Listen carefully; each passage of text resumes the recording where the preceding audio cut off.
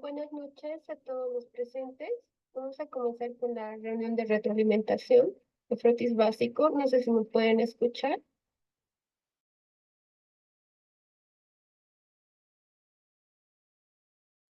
Eh, Buenas noches, sí, la escuchamos bien.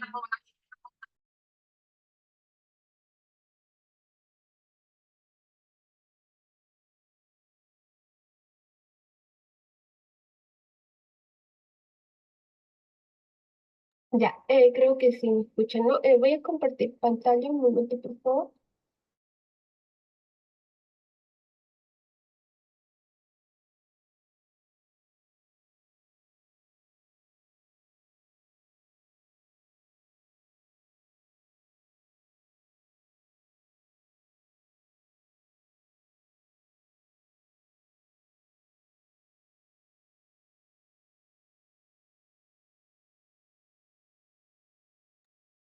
Ya, buenas noches. Bueno, hoy vamos a hablar sobre Frotis Básico. Va a ser en realidad nuestra primera reunión de retroalimentación, donde vamos a hablar un poco la manera en la cual se les ha evaluado, ¿no? Y los resultados que hemos obtenido. Para aclarar un poco, el Frotis Básico es un programa diferente a las placas que nosotros enviamos en hematología. Ya son placas diferentes y la ponderación y la forma de evaluar también es diferente. Entonces, mucho cuidado con eso, ¿no? No se vayan a confundir. Estamos recibiendo ahora resultados de Frotis Básico del ciclo 2 que en realidad todavía no hemos enviado. Así es que, por favor, cuidado con confundir frotis básico con frotis sanguíneo que está dentro del paquete de hematología y química sanguínea.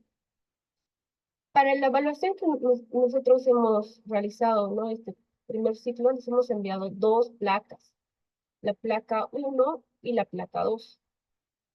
El recuento diferencial se ha evaluado bajo el 50%, la morfología celular bajo también el 50%. En el caso de la morfología celular, lo hemos desglosado en serie roja, serie blanca y plaquetas, cada uno con una ponderación de 16,67. En el caso de serie roja, han debido ver en sus resultados, se ha hecho un desglose más, ¿no? Dividiendo esto entre 4 para ver la comparación, ¿no? Si había eh, si eran concordantes con el patrón del enlace. Entonces, ¿qué es lo que nosotros hemos hecho y la manera en la cual nos hemos evaluado? Esta vez nosotros hemos hecho una evaluación por rangos. ¿Qué quiere decir? Que nosotros hemos agarrado, los resultados que ustedes han mandado, hemos sacado un promedio de sus resultados, los hemos metido a una base basados en una norma para generar un rango, sacar un límite superior, un límite inferior. Y les hemos asignado el puntaje de acuerdo a la cantidad de células. ¿Ya? Si me permiten un momento, les comparto el Excel para que ustedes también lo vean, la tablita que hemos usado.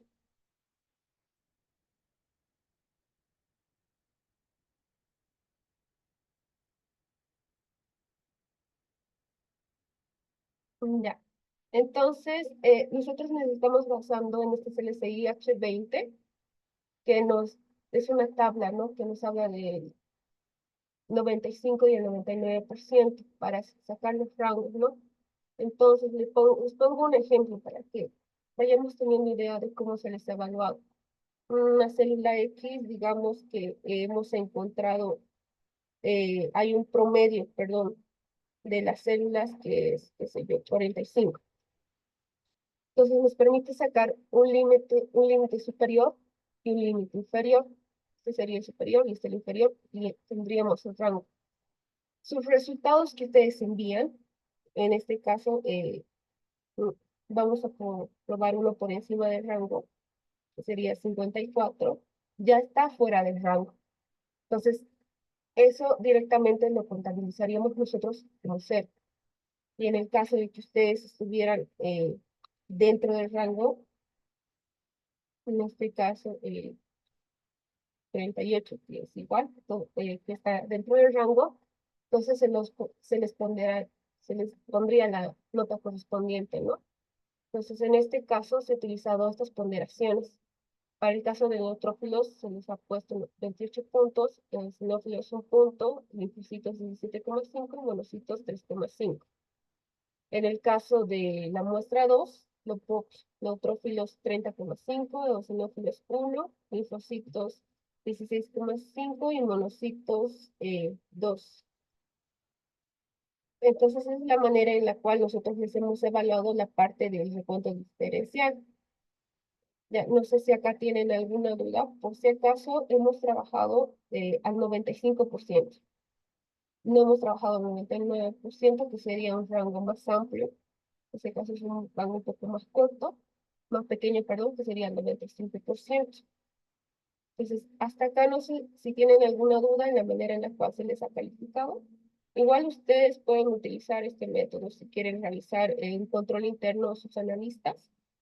No sé, en el caso de que estén capacitando nuevo personal o estén recibiendo nuevo personal, es una muy buena manera de evaluarlos, ¿no? En el caso de recuento de células, también lo pueden aplicar en el caso de células en orina. Entonces, igual lo pueden aplicar en su caso en morfología celular de sangre, ¿no? Entonces, hasta acá, no sé si ustedes tienen alguna duda respecto a esta parte en la manera en la cual se les ha evaluado o alguna, no sé, o alguna que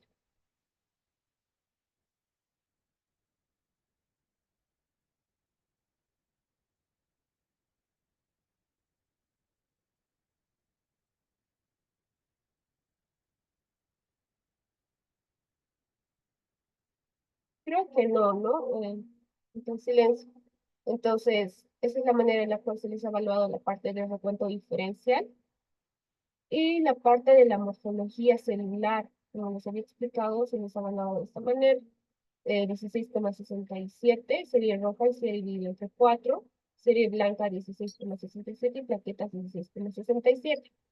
Para que ustedes también hagan un poco de correlación clínica con se les ha mandado el hemograma. Entonces, pues ustedes tenían que observar, ¿no? El BCM, HCM, CHCM y la amplitud, ¿no? En este caso, para que ustedes hagan la correlación de los valores con lo que ustedes ven en la placa, ¿ya? Entonces, eso igual estaba en el instructivo. Los resultados de este ciclo, realmente sí, todos tenemos un gran porcentaje de aprobados, más del 90% que aprobado. Igual dentro del informe nosotros les hemos mandado una estadística. La estadística que nosotros les hemos mandado es por placa. Entonces acá ustedes van a encontrar, en realidad, 29 participantes han entrado en esta evaluación, que han mandado sus resultados. 24 en el caso de neutrófilos han estado dentro del rango, 2 han estado por debajo del rango y 3 por encima del rango, y todos han reportado, ¿no? Neutrófilos. Entonces, esa es la manera en la cual ustedes van haciendo cada forma celular. Pueden ir viendo, ¿no? En el caso, por ejemplo, en mi laboratorio de eosinófilos, ¿qué tal si, no sé, yo he visto, en este caso, el de eosinófilos en la primera placa y el rango era de 0,4. Entonces, si es de 0,4, si yo he reportado, no sé, 5, entonces voy a estar por encima del rango, ¿no? Y tendría que estar en la capa. Pero afortunadamente nadie ha reportado por encima del rango en el caso de la primera placa. En el caso de que, por ejemplo, en el sinófilos, no voy a tomar este caso en particular, de que no hubieran visto ninguna célula, porque ocurre, entonces por eso el rango es de 0 a 4. Entonces ustedes tampoco han reportado eosinófilos, se los ha tomado, igual se les ha dado el puntaje correspondiente que correspondía, correspondiente a esta forma celular. Lo propio ha sido con la muestra 2. Ahora, en el caso de la morfología celular, sí hemos encontrado, ¿no?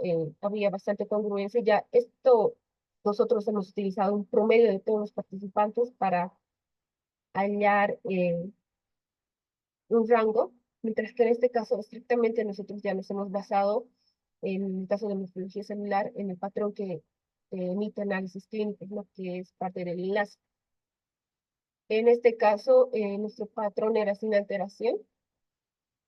en serie roja, blanca y plaquetas en las dos placas. Y aquí ustedes pueden ver, ¿no? La concordancia de los laboratorios, en los laboratorios que sí son discordantes. En los laboratorios que no reportan, ¿no? Hay varias veces se les ha explicado que por más que ustedes no encuentran nada y lo dejan vacío, eso no se toma en cuenta para la evaluación, o está vacío, no sirve como sin alteración, solamente está vacío y corresponde al puntaje de cero, ¿no? En esos casos. Entonces, eso igual a bastantes les ha bajado su puntaje, pero por favor, tomarlo en cuenta. Lo que sí, ¿no? Algo que sí también es un poco preocupante es en esta parte, en el caso de plaquetas, ¿no? Específicamente en la placa 2 donde 15 laboratorios se han incorporado con nuestro patrón y 12 están discordantes. Entonces es algo que más adelante lo vamos a tocar. Solamente ahorita les muestro la manera en la cual se les ha evaluado y los datos que nosotros hemos obtenido. Y acá también ustedes ven, ¿no? Los laboratorios que igual no han reportado, ha habido casos de dos laboratorios que no han enviado el resultado de los placados, entonces evidentemente les ha bajado bastante la nota. Entonces, un momento, compartiré algo más para que veamos un poco más en detalle de la estadística. Sí,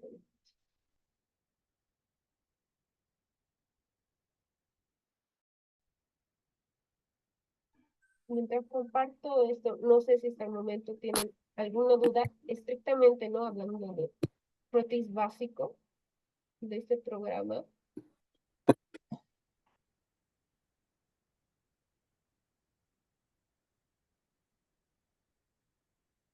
Ujú, ujú, ujú.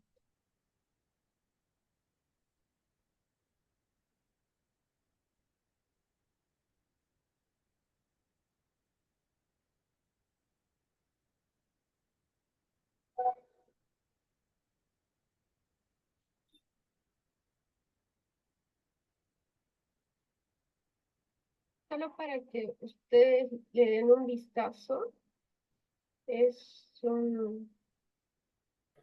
una estadística un poquito más desarrollada. Ujú.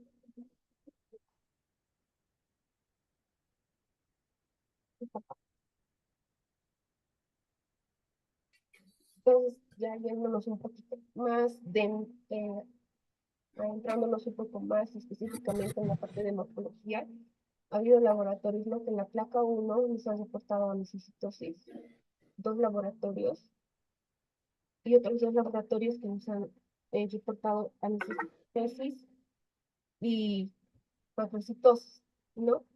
Entonces, esto da, con los valores que se les ha mandado, tendrían que ser una correlación, porque ya en el instructivo estaban, ¿no? Estos valores, tendrían que ver, ¿no? Cuán alto es, cuán dentro, en realidad se está dentro de los valores de referencia o no, para que ustedes lo tomen como anisocitosis. Entonces, eso igual es, pues, ustedes hagan la correlación. Igual les muestro aquí en pantalla los resultados que de manera desarrollada se han obtenido en esta parte específicamente de macroplaquetas y agregado plaquetario. En el caso de la placa 2, ¿no? Que ahorita lo vamos a ver justamente con el otro test, que ahorita les va a compartir pantalla. Doctor Cortés, no sé si está, Hola, oh, buenas noches. Sí, Lucy, dame por favor un momentito, voy a compartir pantalla. me indica por favor si puede o le tengo que dar el post. Tienes que habilitarme, por favor. Ya, un momentito.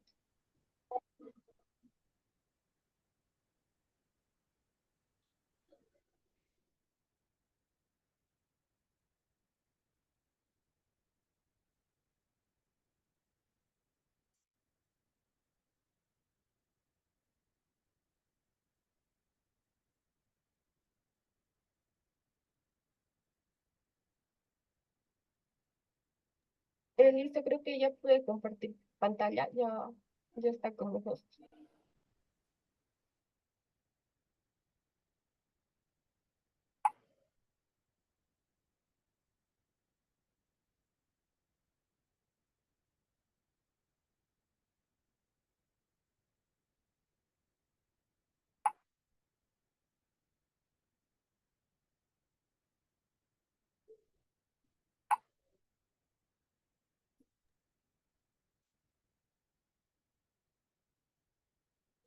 Bien, buenas noches a todos los participantes. Lucy, por favor, me confirma si se escucha bien y si se ve la presentación. Se ve la presentación, pero se escucha un poquito bajito.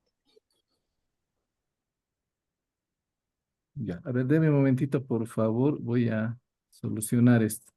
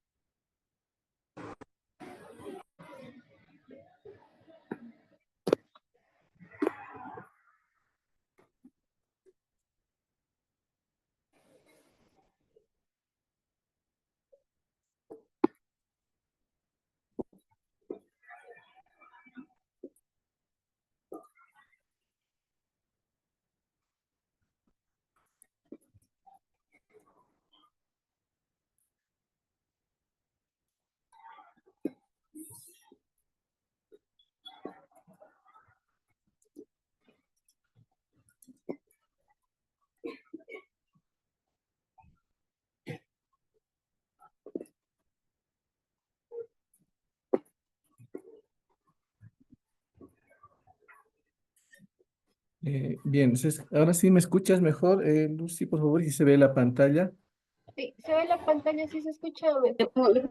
Mira, doctora, la olla me la voy a llevar mañana cuando salga. Ya pillé aquí la regla. Bien, Está bien, vamos a continuar entonces, entonces. Muy buenas noches nuevamente a todos los participantes y bueno, en este tiempito lo que vamos a ver es un poco de algunas recomendaciones para el tema de la morfología celular. Les voy a dar algunas cosas, alguna información que ustedes puedan utilizar de manera que les pueda ayudar en la evaluación de su participación en el control de calidad externo. Bueno, hay un micrófono por ahí, por favor, no sé si lo podemos silenciar.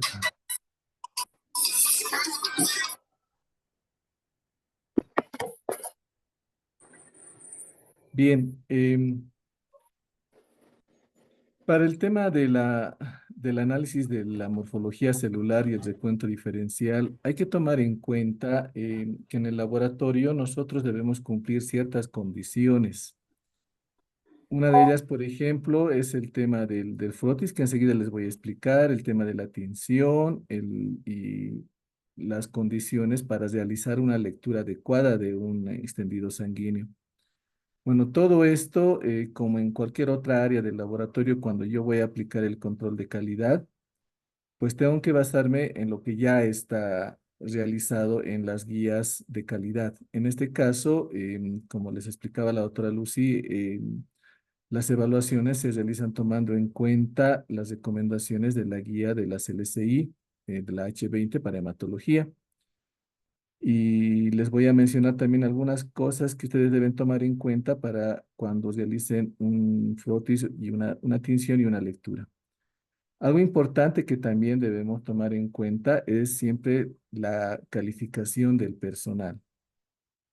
Ustedes saben muy bien que la observación al microscopio de un extendido sanguíneo pues puede ser muy variable, ¿verdad? Porque la imprecisión que se puede encontrar en este tipo de estudio es demasiado grande, principalmente cuando no se tiene la calificación o la experiencia necesaria para poder realizar este tipo de análisis.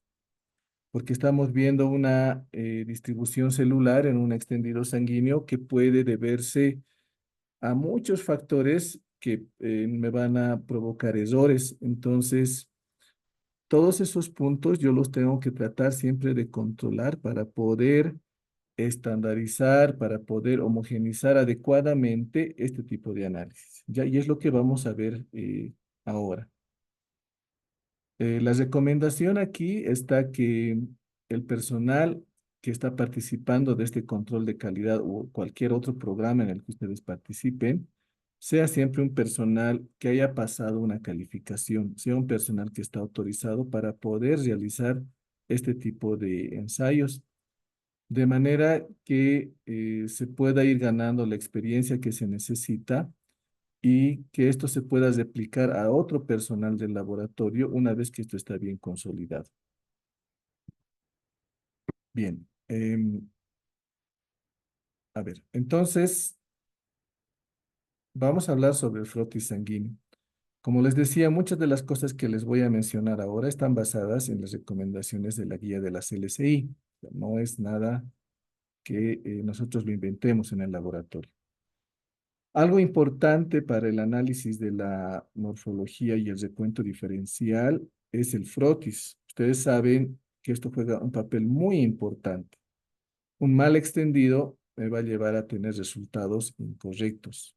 Y muchas veces voy a tener que duplicar el tiempo para poder hacer este tipo de análisis. Entonces, ustedes ahí están viendo diferentes tipos de frotis, los cuales de la A hasta la H son frotis incorrectos. Y les ha debido suceder que tienen este tipo de frotis. Em, Como les decía, existen recomendaciones ya establecidas para poder obtener un buen frotis de sangre. Para esto es importante controlar el volumen de muestra que yo voy a utilizar. La guía me recomienda que utilice 5 microlitros de muestra. Alguna otra guía que se ha podido revisar habla de 5 a 10. Normalmente son 5 microlitros. Entonces, lo que yo debo hacer en el laboratorio es estandarizar este procedimiento con el volumen de muestra correcto. Si alguien en la actualidad en su laboratorio está realizando un frotis sanguíneo directamente de la jeringa con la que está tomando la muestra, o bien ya sea del tubo del vial que tiene la muestra, están colocando con un dispensador, con esas pipetas Pasteur de plástico, con cualquier otro objeto, no es lo correcto. Lo que deben utilizar es una micropipeta y colocar 5 microlitros de muestra. Esto les va a poder permitir realizar un buen extendido y que la distribución celular sea la correcta. Entonces, cuando yo voy a analizar y ver este extendido sanguíneo, lo que yo voy a hacer también es una evaluación de cómo está la distribución celular y voy a hacer una estimación del número de células en el caso de los leucocitos y las plaquetas. Entonces, para eso yo necesito que este frotis sea el correcto. Y si yo le pongo mayor cantidad de muestra, seguramente mi apreciación o mi estimación en el número de células va a ser incorrecto. Y muchas veces voy a tener extendidos muy largos o muy gruesos debido a la cantidad de muestra que no estoy controlando. Entonces, esa es una primera recomendación que debemos cumplir cuando vamos a hacer extendidos sanguíneos. Segundo, en este aspecto debemos utilizar el método de los portaobjetos. Y siempre debe ser realizado en una superficie fija, en este caso en el mesón del laboratorio. No podemos hacerlo en la mano, porque la mano no es firme y esto me va a provocar, como en el caso, en el ejemplo B, esto, de repente a simple vista no lo voy a ver, pero ya en el microscopio, cuando voy a hacer un análisis de la estimación de las células, esto sí se va a producir y no me va a permitir realizar un buen análisis. Entonces, siempre en una superficie fija, como en el mesón del laboratorio, y utilizando el método de los portaobjetos. ¿Qué condiciones tengo que cumplir? La extracción de la muestra. La guía me recomienda que utilice siempre EDTA tripotásico. La cantidad de muestra para la extensión, como ya les he explicado, el método, que sería el método de los portaobjetos. Vamos a hablar también de la tinción que debemos utilizar y el protocolo de examinación.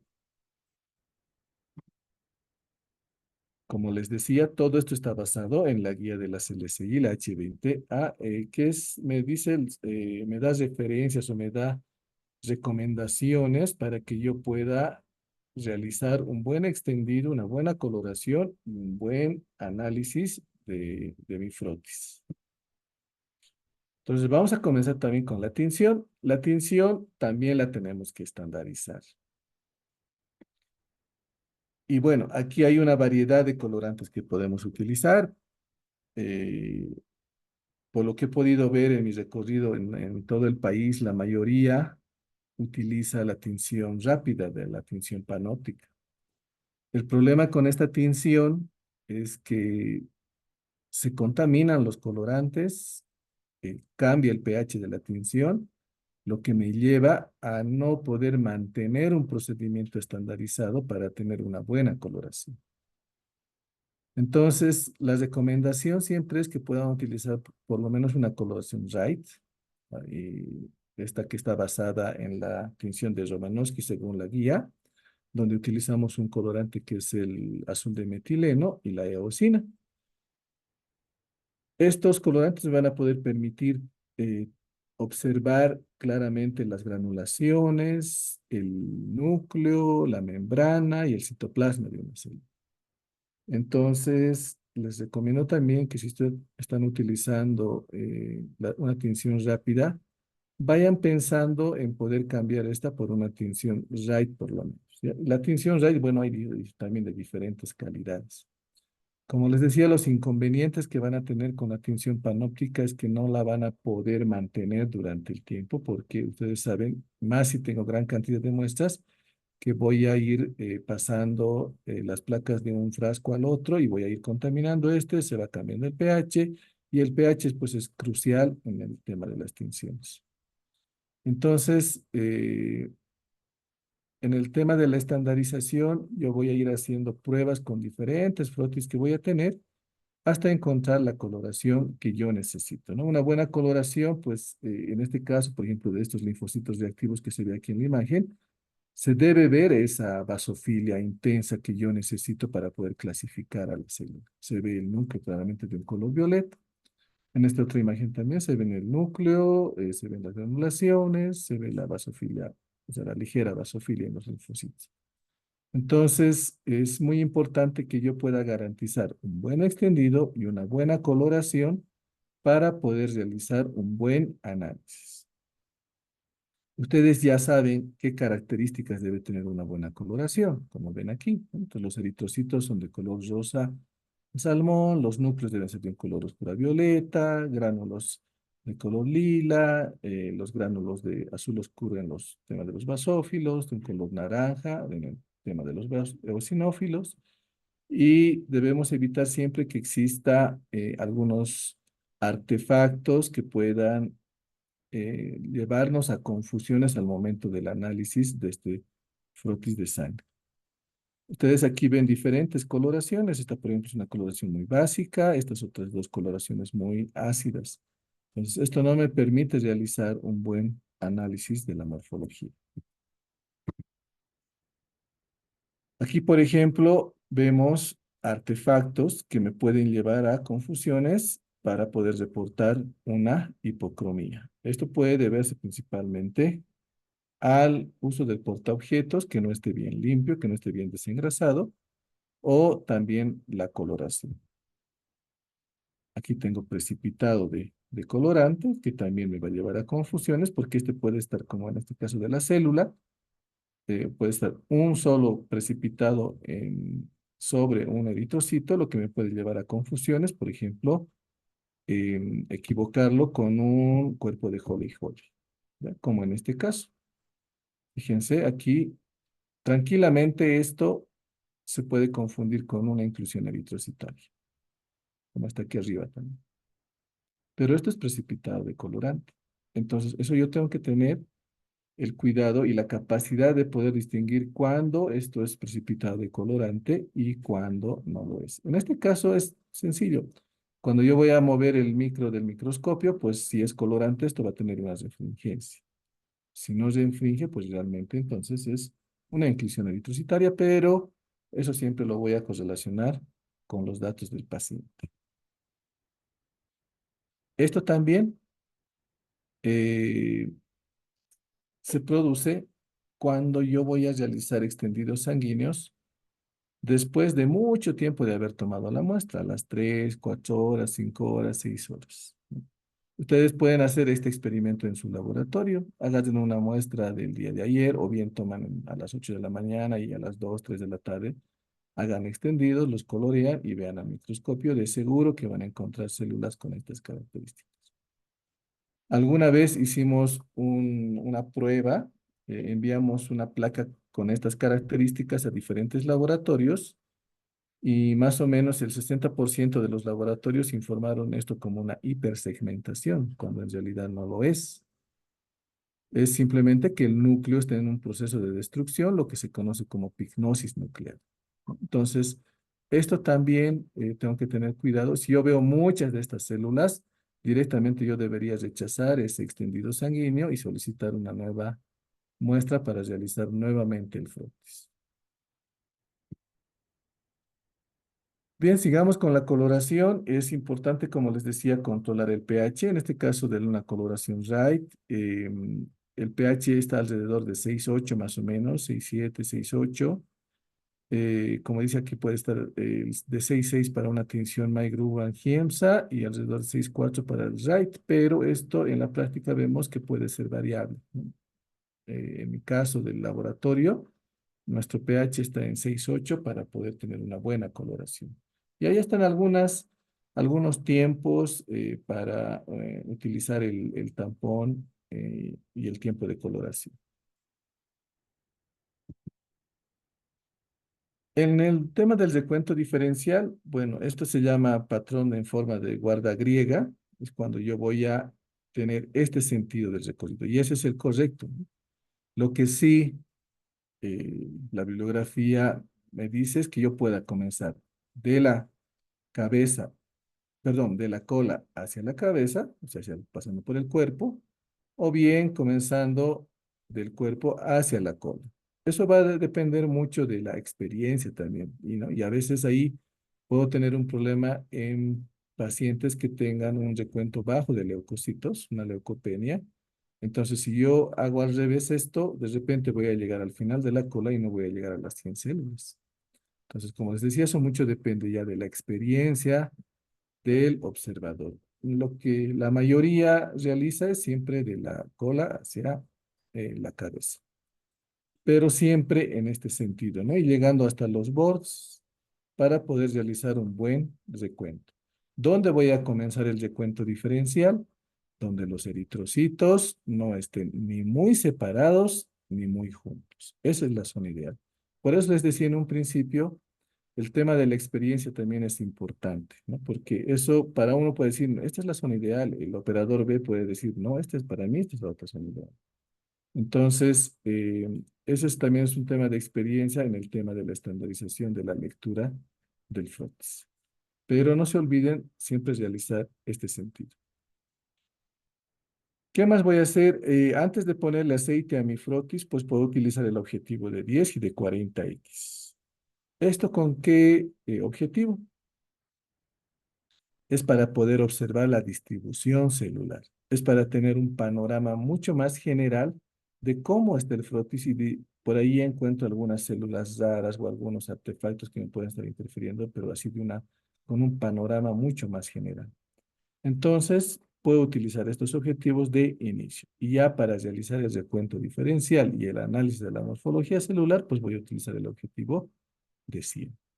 Entonces, como dice aquí, toda esta información nos aporta la observación del flujo sanguíneo, se debe verificar y complementar con los valores numéricos del hemograma, dando un valor añadido de cara a una obtención de un diagnóstico, realización de un pronóstico o aplicación de un tratamiento. Entonces, cuando ustedes reciben estos frotis que les envía el PEC del INLASA, también les envía una información respecto al hemograma para que ustedes puedan realizar su correlación y poder validar correctamente su resultado. Entonces, no se olviden de esa información que ustedes reciben, porque ahí les dicen cómo está la hemoglobina, cómo está el hematocrito, cómo están los índices eritrocitarios, para poder yo tomar la decisión si voy a informar hipocromía, anisocitosis, macrocitos, microcitos, y ver el tema de algunas otras alteraciones respecto a los leucocitos, si es que tuviera alguna leucopenia o alguna leucocitosis.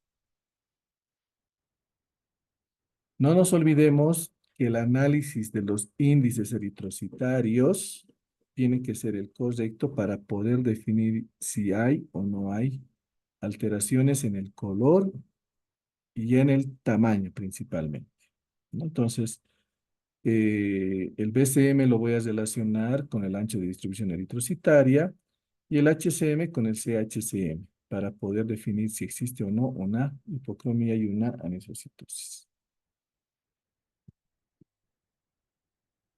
Bueno, sobre el control de calidad, se recomienda que el frotis sea máximo a las 2 horas después de extracción de la muestra, porque si pasa más tiempo por efectos secundarios del anticoagulante que estamos utilizando, vamos a observar alteraciones.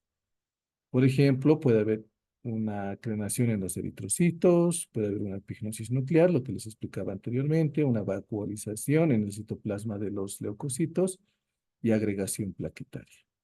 Bueno, en este caso, el PEC les envía frotis cumpliendo todos los estándares de calidad para que ustedes simplemente realicen la tinción y la lectura que corresponde, ¿no?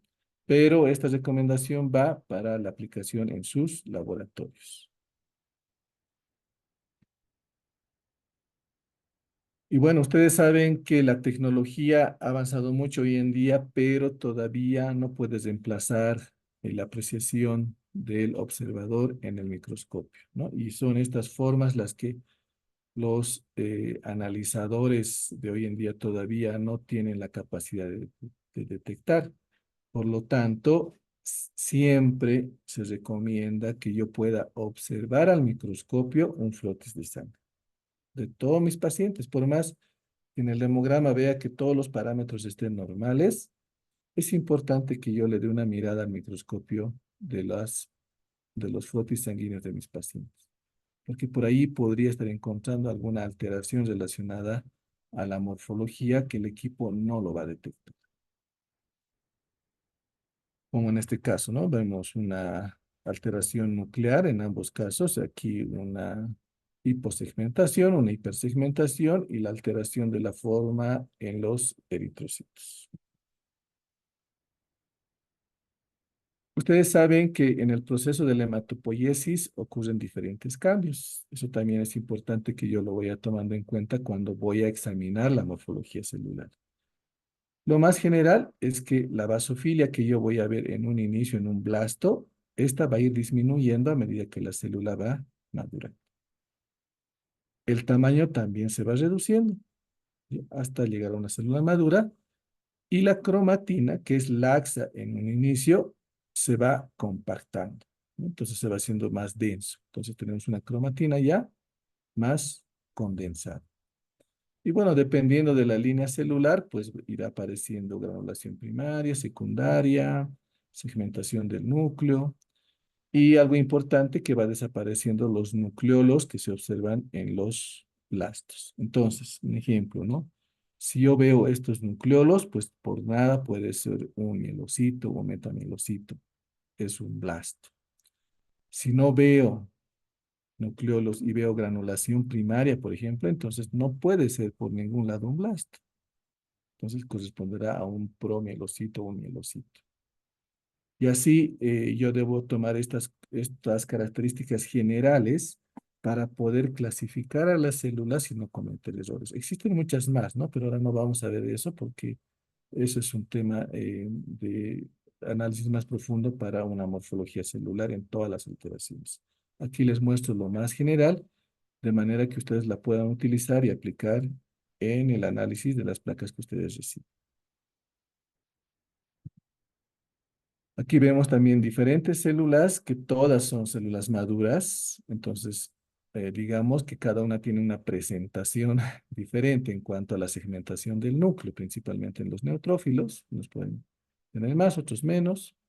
Las células bastonadas o callados, que también tienen todas estas presentaciones. Los eosinófilos, la característica de estas células es la coloración en sus granulaciones y sus granulaciones siempre son un poco más grandes, ¿no? Y son de un color naranja o un color ladrillo. Y los basófilos que también tienen todas estas presentaciones, algunas pueden presentar granulación más intensa, otras pueden presentar menos intensa. Y una característica de estas células es que las granulaciones las vamos a ver incluso sobre el núcleo. Entonces, es muy difícil poder confundirnos, digamos, ¿no? De un basófilo con un eosinófilo. Pero ¿cuándo podría ocurrir esta confusión? Cuando yo tengo una tinción de muy mala calidad. Ahí tal vez sí podría confundir a las células.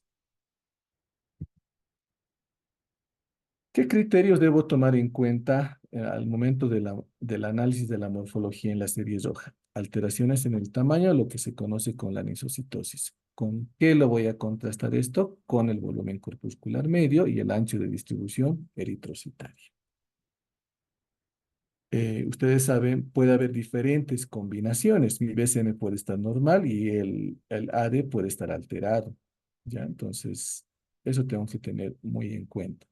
Alteraciones en la forma, la poiquilocitosis, lo que les decía son alteraciones en la membrana del eritrocito, lo que me va a provocar alteraciones, por ejemplo, en la velocidad de eritrosedimentación. Y es muy importante que ustedes cuando ven poiquilocitosis lo informen. Pero para esto también tengo que tomar en cuenta la cantidad de células que estoy observando. Alteraciones en el color, como la hipocromía o la policromasia. Y aquí también el tema de la tinción juega un papel muy importante. Si yo tengo una coloración muy básica, donde todos mis eritrocitos están de un color plomo, pues la policromasia no la voy a poder distinguir. De repente voy a poder decir, sí, hay hipocromía, pero no le voy a informar al médico si hay o no hay policromasia. Y esto es muy importante. Si yo estoy viendo una hipocromía severa, pero además le digo, hay una policromasia moderada, eso es algo muy bueno para el paciente porque me está diciendo que esa médula ósea está respondiendo a esa deficiencia que existe en circulación. Pero si no le pongo policromasia, pues el médico dirá, es una anemia que no está compensada. La médula ósea no está trabajando.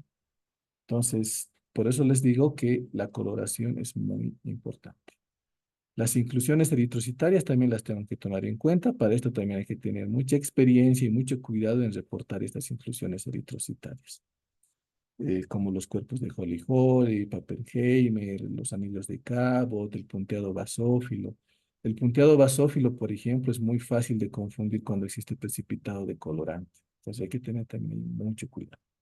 El fenómeno del rouleau, que es la apilación de los eritrocitos, que sí se puede observar en el frotis, que debería estar correlacionado con el dato de la velocidad de eritrosedimentación. Entonces, si yo estoy observando una velocidad de eritrosedimentación, no sé, de 80, de 90, pues yo debería estar observando eso en la placa.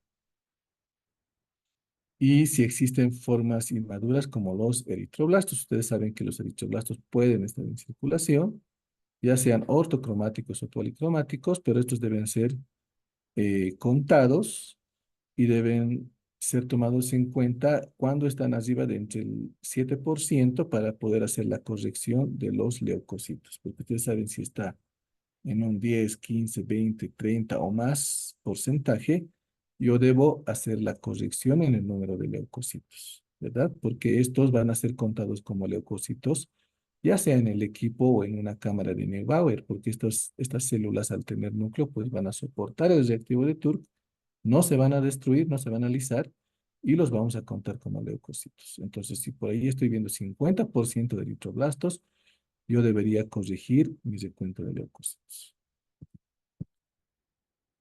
Aquí les muestro algunas imágenes para poder ir analizando la morfología. Aquí lo que vamos a ver principalmente es una hipocromía de un grado severo, o podrían ponerle 3 cruces más o menos. Aquí también estamos viendo una hipocromía. Hay también alteraciones en el tamaño, los macrocitos. Aquí estoy viendo una alteración en el color, fíjense. Eritrocitos de un color plomizo. Entonces, si yo veo mucho de esto, pues es policromasia. Un eritroblasto. Muchas veces, cuando se ve gran cantidad de policromasia, normalmente lo que voy a encontrar en el frotis son eritroblastos. Ahí corresponderá realizar un recuento de reticulocitos.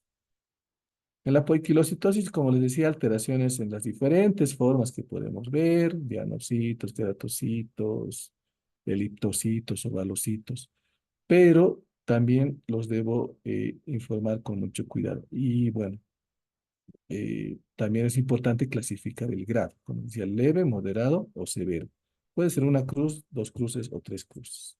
Cualquiera de las dos formas que ustedes hayan estandarizado en su laboratorio. La guía me dice que puedo utilizar las dos formas. Aquí estamos viendo otros, en la insuficiencia hepatocelular, los acantocitos, ¿no? Que son eritrocitos, que no los debo confundir con los crenocitos. Los acantocitos son, es como si ustedes le jalaran la membrana al eritrocito y se queda ahí. Entonces puede tener cualquier forma. Aquí también vamos a tener los elitocitos, los ovalocitos, que también es común ver en anemias por deficiencia de hierro, en anemias por deficiencia de vitamina B12. En ambos casos se puede ver y en otras alteraciones, por ejemplo. Aquí vemos inclusiones eritrocitarias. Fíjense el punteado basófilo. Como les decía, hay que tener mucho cuidado con esto. Hay que correlacionar bien con los datos o la clínica del paciente. Los anillos de Cabot, que también se pueden ver de esta forma, o en una forma de hebra enredada, o en forma de un 8, cualquiera de las formas, pero esa es la característica que presenta el anillo de Cabot. Y aquí estamos viendo, por ejemplo, puntero basófilo, anillos de Cabot y los cuerpos de Foley-Holt. Pueden estar los tres, se ha visto casos en los que están las tres inclusiones eritrocitarias en pacientes, por ejemplo, por intoxicación por plomo. Gente que trabaja en la mina, por ejemplo, que no tiene los cuidados, entonces puede intoxicarse y puede presentar estas inclusiones eritrocitarias. Les decía el fenómeno del rouleau, que esto lo voy a ver siempre entre el cuerpo y la cola, ¿no? O sea, donde están los eritrocitos que no estén ni muy alejados ni muy aglutinados, porque si me voy más hacia la cabeza, obviamente que voy a ver esto, ¿no? Entonces es una valoración incorrecta. Más fotografías de eritroblastos que se pueden ver, diferentes tamaños, coloraciones, va a depender mucho de la patología. Estos de la primera fotografía corresponden a eritroblastos observados en una mielodisplasia, por ejemplo. ¿Ya? Y lo que les decía, ¿no? Si yo veo gran cantidad de eritroblastos, pues debo corregir el recuento de leucocitos que hago en la cámara o en el equipo. En la serie blanca lo que vamos a analizar es la hiposegmentación, la hipersegmentación que voy a ver como una alteración en el núcleo. Las granulaciones tóxicas, la granulación o desgranulación y las vacuolas, una alteración en el citoplasma. Entonces, hasta aquí, ¿qué voy a ver? Alteraciones nucleares y citoplasmáticas, ¿no? Y las células atípicas que puedo observar. Entonces, aquí hay algunos ejemplos de neutrófilos hipersegmentados. Aquí la coloración, fíjense este cambio en la coloración. El de la derecha es una coloración más básica. Pero bueno, todavía puedo distinguir los puentes cromatínicos y la segmentación del núcleo. Esta es una coloración correcta. Lo contrario sería la hiposegmentación, las células Pellger-Wett o pseudo-Pellger-Wett. Estas son las Pellger-Wett, son las clásicas que están en formas de anteojos, ¿no? Y las pseudo-Pellger-Wett que pueden estar en una forma de cacahuate o maní. Y muchas veces estas pseudo-Pellger-Wett pues se confunden con los callados o los bastonados. Ahí hay que también tener bastante cuidado y bastante experiencia para poder distinguir esto.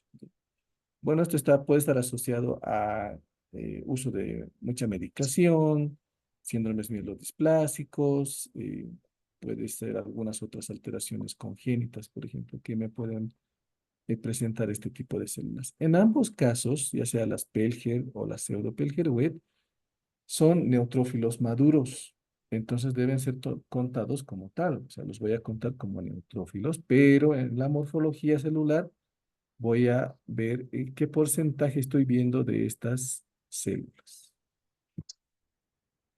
Aquí tengo más Pellger-Wett, pseudo-Pellger-Wett. En las alteraciones del citoplasma, la vacuolización que les decía, y puedo verlo en infecciones bacterianas, intoxicaciones, en pacientes que están recibiendo quimioterapia. Los cuerpos de Dole también que se ven en el citoplasma, esto hay que tener también mucho cuidado y para esto sí la tinción tiene que estar muy bien hecha, ¿no? Como se ve aquí, es una manchita que se ve en el citoplasma, los cuerpos de Dole. Se puede ver en el tercer trimestre del embarazo, por ejemplo, esto. La degranulación, como les decía, se ve la membrana celular, se ve el citoplasma, núcleo, puentes cromatínicos, pero no hay granulación, como debería observar. Lo contrario, la granulación tóxica, ¿no? Que son gránulos oscuros, grandes, que se ven en el citoplasma de los neutrófilos. Entonces, aquí, si yo tengo precipitado de colorante, también me puede llevar a esta confusión. Bueno, en los linfocitos es la variedad de todos, estos todos son normales, por si acaso, son linfocitos normales. Ustedes saben que pueden haber también linfocitos grandes que pueden presentar granulación primaria. Los monocitos también en todas sus presentaciones, algunos pueden tener vacuolas, algunos pueden presentar vacuolas y granulación primaria. Entonces, ahí también, nuevamente, la atención juega un papel importante y la correlación clínica o con los datos del paciente. Los linfocitos reactivos, que son linfocitos que los vamos a observar con estas características, una basofilia en la membrana intensa. Esta basofilia puede ser radial, como estamos viendo aquí. Y estos los puedo ver en patologías virales, ¿no? Principalmente estos linfocitos reactivos. Entonces es importante que yo los pueda identificar correctamente y estimar qué porcentaje de estos linfocitos tiene la muestra. Entonces lo voy a informar dentro de la morfología, pero debo estar seguro de que estos realmente son linfocitos reactivos y no los confunda con monocitos. Una característica que presentan estas células es que siempre van a estar aplastadas por los eritrocitos, como vemos aquí. En cambio, los monocitos tienden a alejar a los eritrocitos. También me puede servir para poder analizar estas células, ¿no? Y aquí, bueno, fíjense el cambio de la tinción. Pero aún así, todavía puedo observar esta basofilia radial y la basofilia en la membrana. Entonces, es un linfocito reactivo. El linfocito normal en la primera y el resto, todos son linfocitos reactivos, ¿no? Entonces, fíjense el tamaño que tranquilamente me puede llevar a confundir con un monocito. Y bueno, para terminar el tema de las plaquetas, los agregados plaquetarios que tengo que tener siempre cuidado de poder observarlos correctamente y para poder informarlos, porque puede haber pacientes que puedan presentar agregados plaquetarios, pero también se pueden formar por la toma de muestra prolongada. Ustedes saben que cuando yo realizo una lesión en un vaso sanguíneo, lo primero que se van a activar son las plaquetas. Entonces, para formar ese tapón, estas plaquetas se van a agregar. Entonces, si yo tardo en tomar la muestra, de seguro que voy a tener agregados plaquetarios en el flujo. Y principalmente voy a ver el tamaño aumentado en las plaquetas, lo que se conoce como macroplaquetas.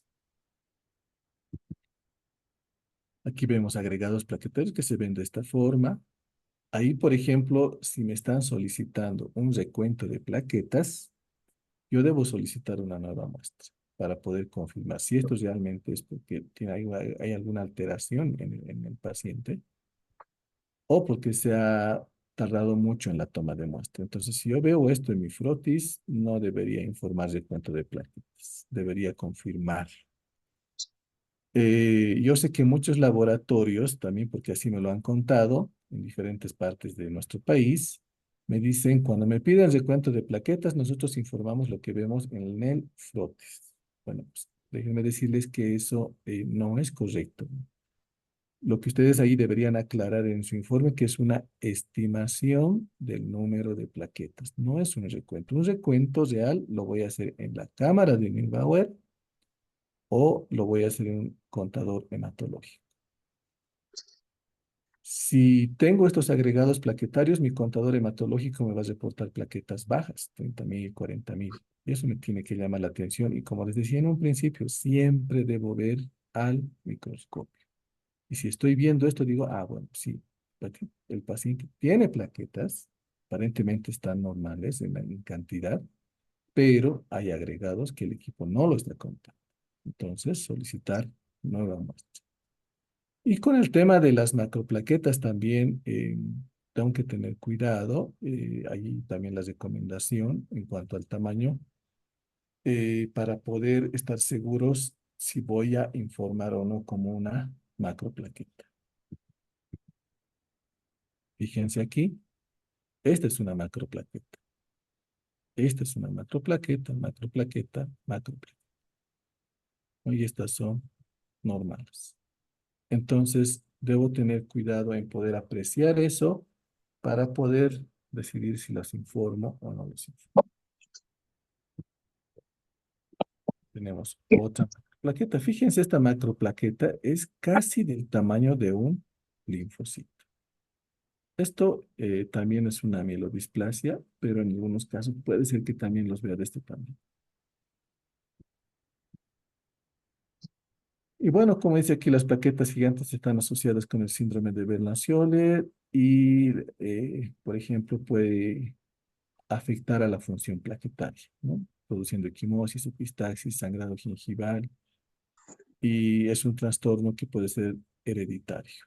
Entonces, por esa, por esa razón tengo que tener mucho cuidado en informar esto, el agregado de plaquetas, y correlacionar nuevamente con la clínica.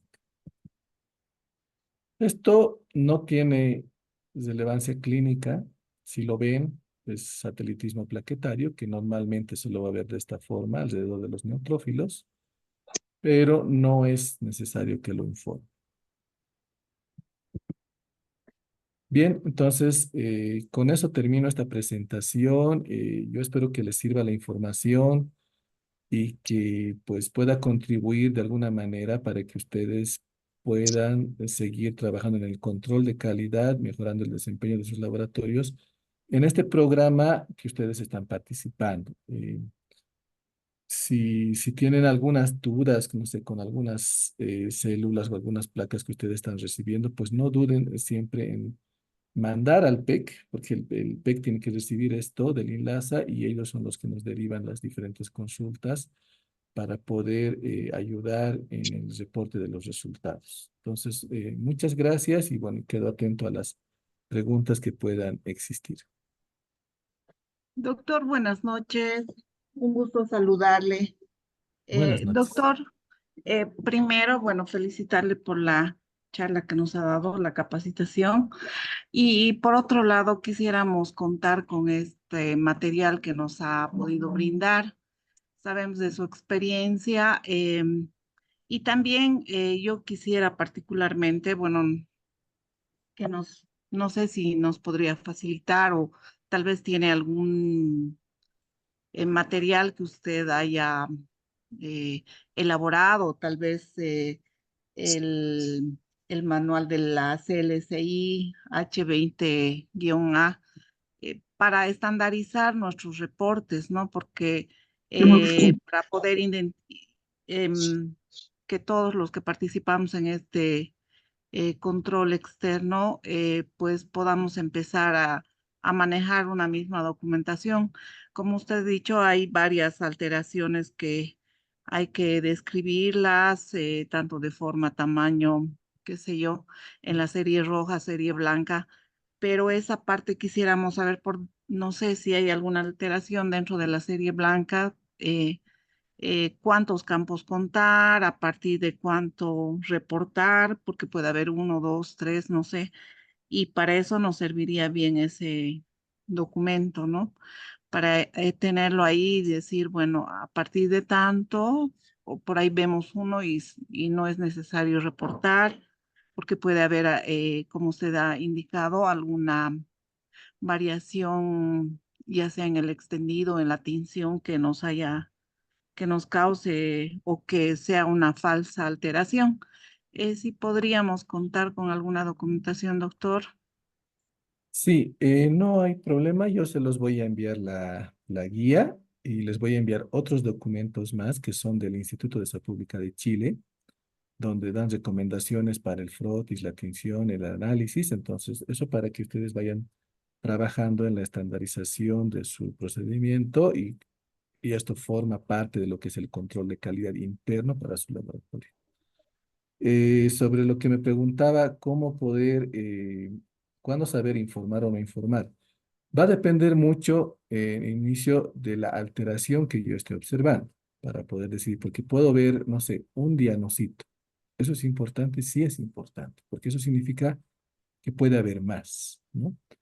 Entonces, eso, como les decía, aquí, como es una evaluación esto cualitativa de inicio, es importante, como les decía, la experiencia del personal. Ahora, ¿qué es lo que yo tengo que hacer cuando voy a mirar al microscopio este frotis? Normalmente yo voy a observar 10 campos, ¿sí? De los 10 campos voy a sacar un porcentaje de cuántas alteraciones estoy viendo o qué alteraciones en qué cantidad la estoy observando. Entonces, si ustedes reportan por cruces, más o menos es un 15%, que sería como un grado leve. Para dos cruces, más o menos estamos hablando entre un 30 a 40%, sería como un grado moderado, y tres cruces o más, pues arriba del 50 a 60%, que sería como un grado severo. Entonces, yo cuento los 10 campos y voy a ver en esos 10 campos, por ejemplo, cuánta hipocromía estoy observando para poder clasificar.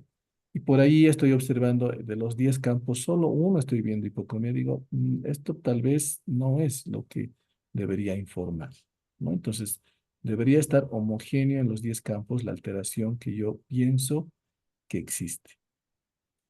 Y eso es así, es ir practicando, revisando las placas con las diferentes alteraciones que ustedes puedan encontrar, pero siempre observando diferentes campos. No se queden con uno, con dos. Lo recomendado son 10 campos.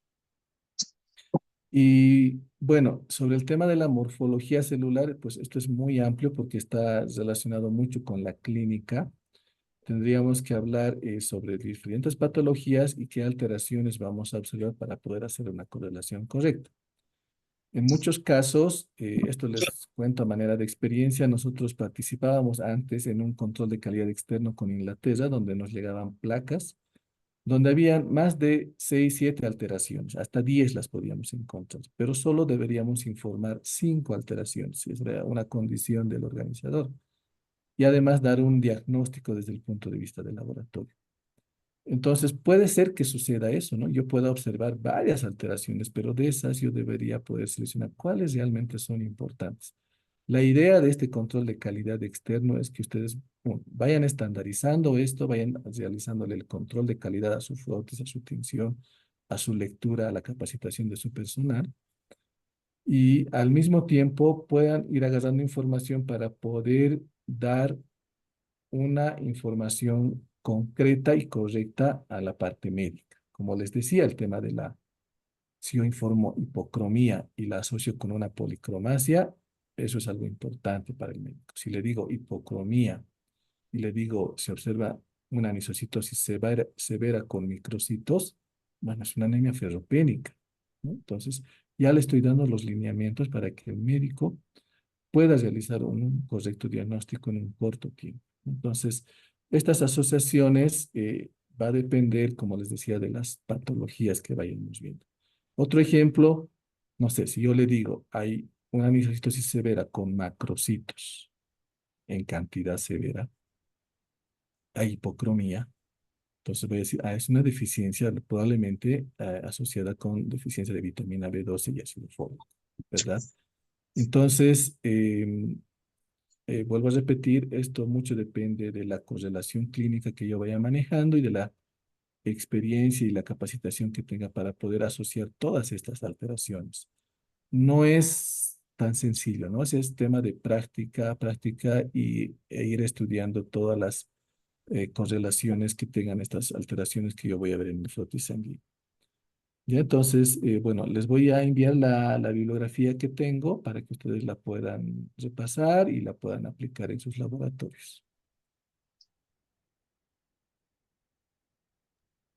Gracias, doctor.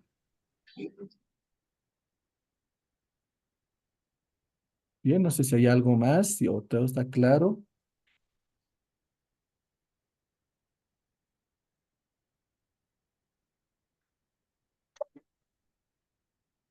Bien, creo que no hay más consultas y espero que todo esté claro y que, bueno, las evaluaciones vayan mejorando, ese es el objetivo. Y que, pues, todo esto, como siempre digo, ¿no? Todo este trabajo que se realiza debe ir en beneficio de nuestro paciente, o sea, darle resultados de calidad. ya, resultados oportunos y lo que ellos necesitan. Entonces, bueno, no sé si hay algo más, no sé, Lucy, si no, con eso terminaríamos y bueno, hasta una siguiente oportunidad. Muchas gracias. Muchas gracias, doctor, por su brillante exposición. Antes de que se retiren, por favor, dos anuncios, ¿no? El primer anuncio, se va a hacer un cambio en el formato del formulario de resultados. Es que por favor estar atentos. Vamos a hacer un cambio. Y el segundo anuncio, les habíamos indicado, ¿no? Que a un inicio esto era un programa variable que está sujeto al cambio. Entonces, tal vez posiblemente hagamos también cambios en las ponderaciones. Igual, por favor, se les va a comunicar con anticipación y posiblemente se les va a mandar una tercera placa. Estamos todavía viendo los ajustes, pero no va a estar sujeta a evaluación. Va a ser una placa para aprendizaje. Ya normalmente enviamos dos placas, pero estamos planeando enviarles una tercera netamente de aprendizaje para que ustedes también la vayan chequeando. Esos dos anuncios, por favor, y muchas gracias a todos los presentes. Muchas gracias, doctor, por estar presente acá y hasta otra oportunidad. Gracias, hasta luego.